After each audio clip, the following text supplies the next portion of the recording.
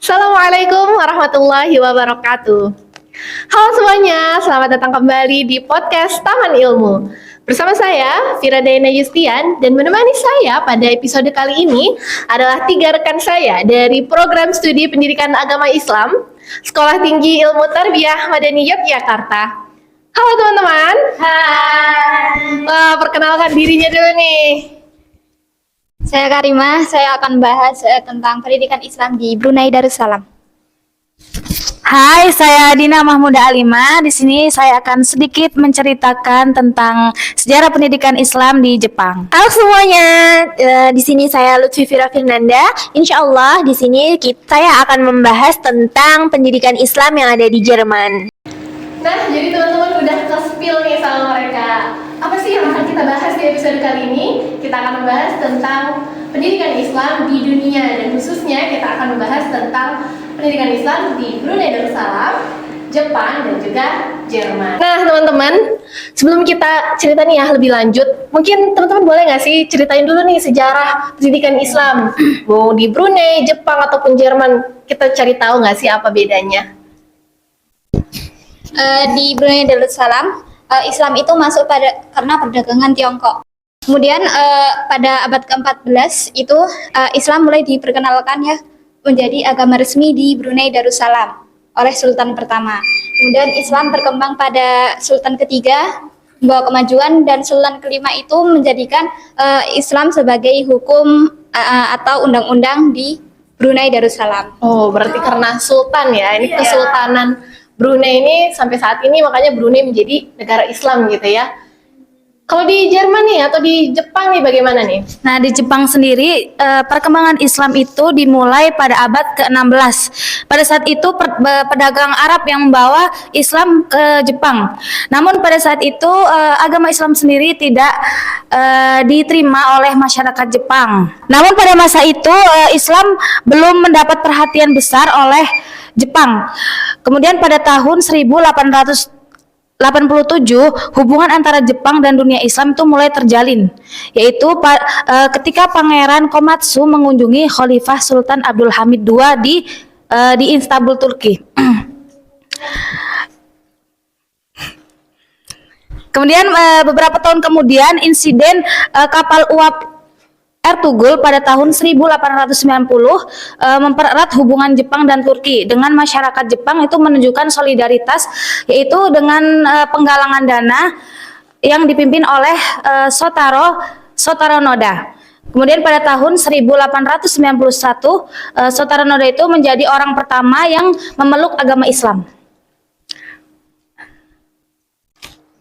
Wah, ternyata ya beda banget tadi yang kalau di Jepang dan juga di Brunei. Kalau di Jerman sendiri nih, pertama kali Islam masuk itu karena peperangan antara Rusia dan juga Turki. Yang mana pada waktu itu peperangan itu menimbulkan pasukan Turki itu banyak yang ditawan di sekitar Jerman.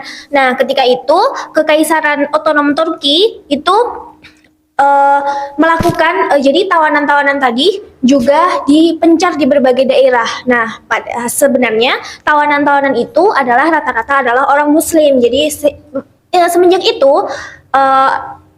Muslim atau kaum Muslim menjadi tersebar karena disebarnya juga tawanan-tawanan Muslim tadi gitu. Berarti karena Turki ya, kalau di Jerman ini identik kedatangan Islam karena Turki ya yang dibawa ya. Oh, beda banget nih kalau tadi di Brunei itu karena perdagangan ya. Sementara kalau di Jepang ini malah termasuknya Islam masih baru-baru banget ya. Di tahun 1800, tahun 1900 tuh Islam baru berkembang gitu ya.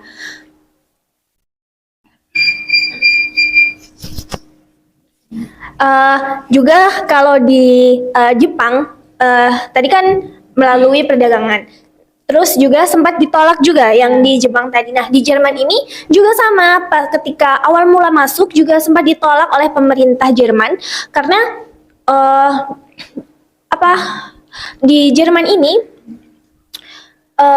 pendidikannya awalnya hanya pendidikan Islam itu yang tadi kan tawanan-tawanan disebar. Nah, awalnya pendidikan Islam itu hanya berada di masjid-masjid aja. Tapi kemudian pemerintah itu memasukkan pendidikan Islam itu juga ke sekolah-sekolah umum gitu. Jadi sehingga ketika masuk di sekolah umum pendidikan Islam itu juga pemerintah juga menerapkan pendidikan Islam tadi juga agama Islam. Jadi pendidikan Islam juga pendidikan Agama Islam Agama gitu Islam. ya. Iya. Oh, berarti kita lihat ya, berarti kalau di Jepang dan Jerman, yang mana kan kalau sekarang kan mereka terkenalnya bukan negara Islam gitu ya. Ternyata memang Islam sempat ditolak ya. Berbeda sekali dengan di Brunei tadi. Kalau di Brunei memang karena dari raja ataupun kesultanannya yang membawa Islam pertama kali, jadi Islam jauh lebih diterima gitu ya. Bahkan sampai saat ini nih. Kalau di Brunei nih, kalau sekarang kan kita terkenal ini era digital gitu ya, era teknologi. Iya, iya. Nih kalau di Brunei itu gimana sih, maksudnya apakah era digital ini bisa, takutnya kan membawa hal-hal yang kurang baik nih. Kalau Brunei ini gimana cara menjaga nilai-nilai Islam gitu kan ya? Maksudnya bagaimana sih supaya tetap dilestarikan nilai-nilai Islam ini?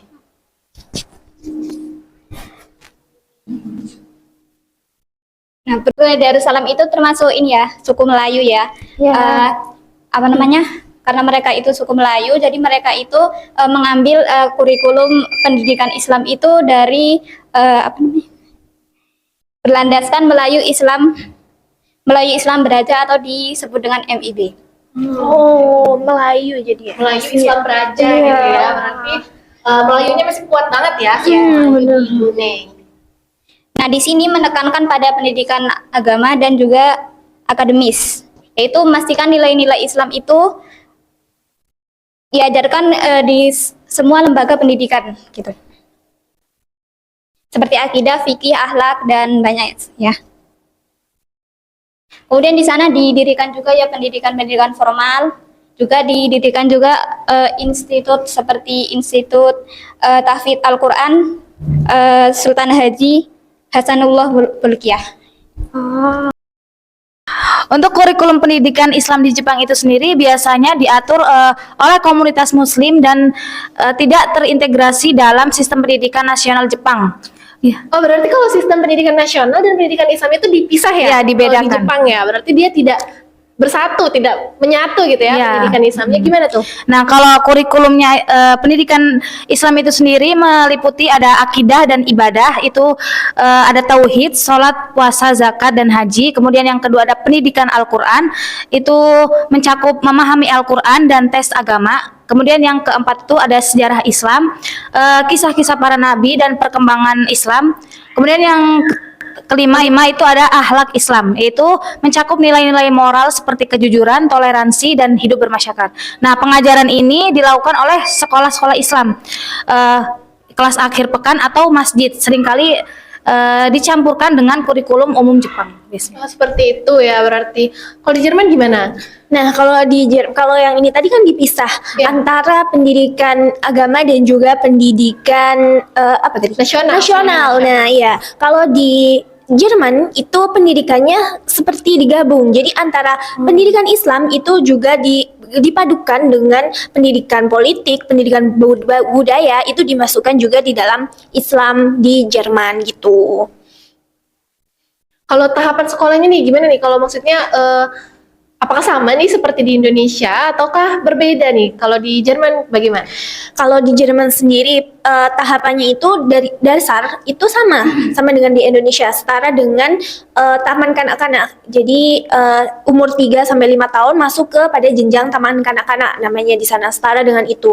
Tapi kalau ketika sudah lulus dari taman kanak-kanak itu dia juga masuk setara dengan sekolah dasar jika di Indonesia itu sekitar, tapi kalau di Jerman sekitar 4 sampai 6 tahun. Kalau di Indonesia adalah yang pasti adalah 6 tahun, tapi kalau di Jerman itu adalah ada yang 4 tahun dan juga ada yang 6 tahun. Namun setelahnya itu ada 4 tahapan. Setelah lulus dari SD, mereka bisa memilih antara 4 tahapan itu. Nah, yang pertama tadi ada Hochschule, yang mana Hochschule ini antara usia 5 sampai 10 tahun, dan juga ada Grundschule dan itu sekitar 3 sampai 11 tahun. Ada juga gimnasium itu juga usia 5 sampai 13 tahun. Yang mana lulusan atau dari semua tahapan itu tadi, itu bisa memilih. Kalau gimnasium itu bisa masuk ke langsung ke universitas. Tapi kalau Hochschule itu bisa yang Hochschule dan Goldschule tadi itu bisa setelahnya bisa langsung memilih kerja. Jadi dia ingin melakukan atau memilih pekerjaan langsung kerja di mana itu bisa melalui pendidikan itu tadi. Tapi kalau siswa nih di Jerman sendiri kebanyakan memilih yang mana nih? Untuk rata-rata memilih yang Hochschule dan juga gimnasium, karena kalau gimnasium ini lanjutnya adalah ke universitas, tapi kalau yang Hochschule itu masuknya melanjutkannya itu ke yang magang, tapi kayak pekerjaan kalau di Indonesia yang magang-magang yang masih dasar-dasar itu, dan biasanya di Hochschule ini dibekali juga kemampuan bahasa Inggris. Jadi di sekolahnya benar-benar diajari bahasa Inggris, yang mana bahasa Inggris adalah bahasa internasional gitu ya. Kalau ya. di Jepang sendiri apakah mirip dengan di Jerman? Untuk sistem pendidikan di Jepang sendiri sedikit mirip dengan di Indonesia, yang dimana pendidikan anak usia dini yang pertama itu umur dari 0 sampai 6 tahun, kemudian sekolah dasar yaitu umur 6 sampai 12 tahun yaitu 6 tahun, kemudian SMP dari umur 12 sampai 15 tahun, kemudian SMA umur sekitar 15 sampai 18 tahun. Dan yang terakhir sama seperti di Indonesia, perguruan tinggi atau universitas.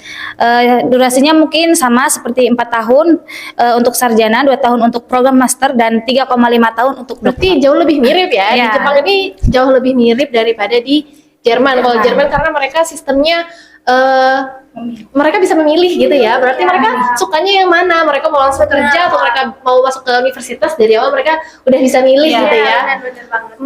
Kalau apalagi nih kira-kira yang bisa disampaikan nih kalau tentang dari Brunei Darussalam sendiri gimana? Sistemnya. Oke, sistem pendidikan di Brunei Darussalam itu menggunakan mirip ya dengan negara-negara lain, menggunakan Commonwealth. Apa tuh? Kalau Commonwealth itu apa sih? Kalau bisa dijelasin lebih lanjut, mungkin teman-teman di sini ada yang belum paham nih. Commonwealth itu apa? Yaitu dengan menggunakan pola A7-3-2-2. itu maksudnya tuh. Gimana nih? Gimana? Masih bingung nih teman-teman yang di sini masih Itu bingung. maksudnya di sini pendidikan dasar ya seperti sekolah dasar, yaitu meliputi 7 tahun, kemudian diikuti pendidikan menengah pertama atau SMP ya di sini selama 3 tahun. Kemudian menengah atas atau SMA selama 2 tahun, dan universitas selama 2 tahun juga. Oh seperti itu, universitas 2 tahun? Oh pra-universitas. Berarti berbeda ya dengan universitasnya. Mungkin kalau di kita bahasanya kayak IDAT mungkin ya. Oh seperti itu. Wah berarti menarik sekali ya sistem pendidikan di 3 negara ini. Kita sudah melihat perbedaan yang lumayan signifikan nih. Walaupun tadi antara Brunei dan juga Jepang agak mirip nih, yang agak berbeda nih mungkin di Jerman aja nih. Terus kalau populasi nih, kita kan tadi sedang membahas tentang pendidikan Islam. Kalau populasi umat Islamnya sendiri nih, kalau Brunei kita udah yakin deh banyak banget deh pasti ya, karena negara muslim. Tapi kalau di Jepang dan juga Jerman gimana populasi umat muslimnya? Banyak atau sedikit nih? Untuk populasi sendiri kalau yang ada di Jerman itu banyak ya, karena mencapai 4,4 sampai 4,7 jiwa yang jiwa orang muslim yang ada di Jerman, yang mana itu setara dengan 5,5 atau sampai 5,7% keseluruhan penduduk yang ada di Jerman gitu. Dan untuk kaum muslim sendiri yang ada di Jerman itu adalah menempati nomor 2 terbanyak di benua Eropa setelah Perancis, yang mana kan Perancis nomor 1 terbanyak. Nah di Jerman ini nomor 2 terbanyak di benua Eropa gitu. Fun fact baru banget ya. Iya.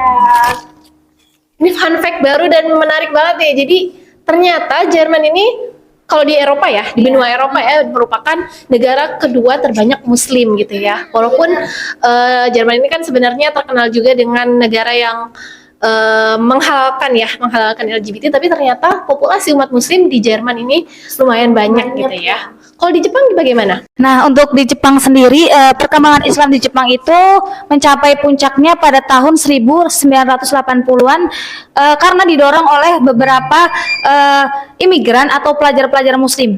Kemudian di era 1990-an hingga 2000-an itu tokoh muslimah seperti Haula Nakata Kaori menjadi sosok yang berpengaruh. Nah, dia ini aktif dalam menyebarkan Islam melalui media-media digital. Contohnya dia membuat koran muslim, Shinbun, dan berbagi informasi secara daring. Kemudian untuk saat ini muslim di Jepang itu diperkirakan mencapai 230.000 atau sekitar 0,2% dari total penduduknya. Kemudian, nah, meskipun menghadapi tantangan-tantangan seperti kurangnya pendidikan agama dan komunitas muslim di era Jepang itu terus berkembang perlahan melalui upaya-upaya tokoh penting seperti institusi dan imigrasi. Oh, berarti tadi juga dari melalui media digital gitu ya. Berarti pendidikan Islam itu tidak hanya di lembaga-lembaga pendidikan khusus untuk pendidikan Islam ya, tapi dari media digital, dari apalagi kalau sekarang kita bisa mengakses dari mana saja ya pendidikan Islam. Pastinya kalau sekarang jauh lebih mudah gitu ya kalau kita lihat. Tapi sebenarnya populasi di Muslim yang di Jepang berarti lebih sedikit ya daripada di Jerman gitu ya. Kalau apalagi nih kira-kira kalau dari Jerman ada yang bisa disampaikan lagi nggak nih? Apakah ada hal-hal yang menarik atau ada respon nggak nih umat Muslim di Jerman tentang pendidikan Islam? Kalau untuk hal yang menarik lagi menurut saya pribadi ya, itu adalah metode pendidikannya. Yang mana kalau metode pendidikan yang ada di Jerman itu kalau biasanya rata-rata itu menggunakan teacher center, yang kalau di Jerman ini menggunakan student center, yang mana pendidikan ini murid-murid itu didorong, maksudnya mereka mempunyai keinginan sendiri, dorongan siswa itu sendiri untuk memilih mereka jenjang yang mana. Nah, karena dorongan itu tadi, dorongan pribadi, itu membuat suasana atau keadaan menjadi lebih harmonis gitu. Jadi orang tua itu jadi melepas murid-muridnya mau sekolah di mana itu lebih tenang karena itu keinginan mereka sendiri gitu. Jadi suasananya lebih tenang dan lebih harmonis. Juga pendidikan Islam di Jerman itu dianggap setara atau seimbang dengan undang-undang yang ada di Jerman, sehingga undang-undang tadi sesuai juga dengan undang-undang Islam yang ada di sana gitu. Oh begitu ya, berarti student center yang ada di Jerman ini berhasil diterapkan sebagaimana tadi yang udah Lutfi jelasin juga ya. Berarti siswa itu kan bisa memilih ya, berarti mereka bisa memilih mau melanjutkan pendidikannya di mana. Wah, tidak terasa ya teman-teman, banyak sekali informasi-informasi baru dan menarik nih yang tadi disampaikan ya dari Karimah, dari Dinah dan juga dari Lutfi. Ini banyak banget fun fact baru. Semoga bermanfaat dan semoga teman-teman bisa banyak belajar dari podcast Taman Ilmu ini. Sampai bertemu kembali. Kalau teman-teman ada saran, kritik ataupun komentar, boleh banget tulis di kolom komentar. Terima kasih banyak. Terima kasih teman-teman semuanya. Sampai bertemu di episode lainnya. Wassalamualaikum warahmatullahi wabarakatuh.